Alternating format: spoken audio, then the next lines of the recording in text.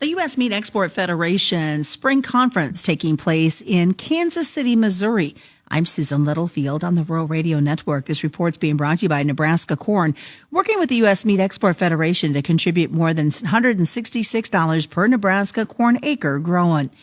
During the USMEF meeting, I talked with Gene Noem, pork producer and part of the executive committee, about the importance of traceability. What's really important for us is preparing to be able to recover. And to recover means if we've got a foreign animal disease or something significant that's getting an ilk of regulatory, that we have to be prepared. Prepared means that you have a tool for ensuring good, reliable traceability data. And traceability data can be housed in what we call a centralized database or a database of record.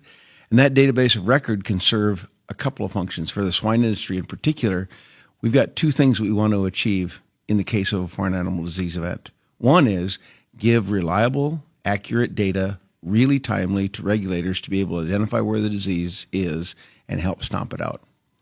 The other one is, I'm 1,000 miles away from where the disease is. I could still have continuity of business. And so the U.S. industry, with the help of some leaders from Iowa State and funding from the Pork Board, have established a program called the U.S. SHIP program. U.S. SHIP stands for Swine Health Improvement Program, based on the National Poultry Improvement Program, which has been in operation for darn near 100 years. And that one has an element of traceability, premise ID, where did pigs come from, who do I contact, all those kinds of things. And then also just some routine monitoring of to ensure what I'm using air quotes, freedom of. And if we can have that program in place across the nation, wherever the disease isn't, we have a better chance of maintaining continuity of business because of international trading partners, but also just confidence in the U.S. consumer. I'm glad you brought up the export opportunities and our foreign partners that want to purchase. How does USMEF then and this all fit together to explain the traceability and share that information with those foreign buyers? Yep. I'm going to use an example elsewhere to say how it could work here because some of the countries that have been exposed to African swine fever have worked with the USDA and other trading partners to create this concept of regionalization. This is the area where it ain't, if you will. And we need to figure out a way to mimic that here in the United States. And today, there's other things that are happening too. The dairy industry is really interested in traceability. The beef industry, as a result of what's going on in the dairy industry, is really interested in traceability. Now, I'm not going to pretend that there aren't a lot of people in the industry that are saying, you want to know what about my farm? And we've got a long haul. We've got a long road to hoe here by the fact that we've got to gain confidence that information is going to be confidential, it's going to be secure, and it's going to be used by only the parties that we say it's going to be used by. And that is a confidence builder. So this database of record and how it houses data is really important. But I'm going to switch back again. The bovine industry is really interested in this traceability right now because they're being asked, especially the dairy, by the USDA and APHIS to say, all right, you have to do some testing before you move. You have to have special permits to move and all that. And all of that is really driving down to we've got to have a reliable system to track where livestock is, but also while maintaining that confidentiality and security of the data. This does two things. One, it maintains confidence in the food supply in the U.S. But two, we can go to our international trading partners, and I'm not sure of all the other industries, what percent they are, but 30% of the pounds we produce in the U.S. in the pork industry go outside this country. And but we're here at the U.S. Meat Export Federation because this organization manages around $45 to $55 million, depending on the year, to really help us maintain trade and promote trade and help us understand the technical part of getting trading done. And they're telling us this is absolutely imperative that we figure out a reliable system so that we can maintain confidence in our trading partners and keep that stuff moving overseas. I think you can use those in the pork industry as a perfect example. They're a part of the program. They understand the confidentiality of it. They understand how important that data is. It's just getting others and other species to welcome it as well.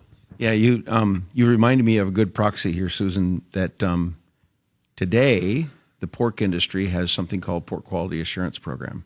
I'm a certified pig producer, meaning that I've been trained in pork quality assurance. I've got a farm that has been inspected in, certified. We call it the Common Swine Industry Audit. Audited, that's the word I'm looking for. It's been audited. That data goes into a database, and the Pork Board administers the whole program, but Pork Board never sees that data. It's often a third party. And people are kind of concerned about, Pork Board and USDA affiliation, Freedom of Information Act, FOIA, it's all subject to that. Well, I think we've proven through a couple of efforts that that's not the case. But also, Dusty Odakoven, former chief vet former state vet for the state of South Dakota, currently chief vet for the National Pork Board, has cited other examples where USDA and government agencies have private information. A good example is mining, as an example. Mining permits. We don't get to find out all of that stuff just through FOIA acts. So the government maintains confidential information as long as it's managed up front and categorized in the right way. So back to your point, we've got to make sure that we really develop confidence that we're doing the right stuff with this data. We've got it housed in a good spot because it's all critical part of making sure that we're prepared to stomp out the disease and create confidence where the disease ain't, if you will. And it just shows right here, an organization like USMEF, where all of you are kind of together under one umbrella to better the financial side of producers here in the States.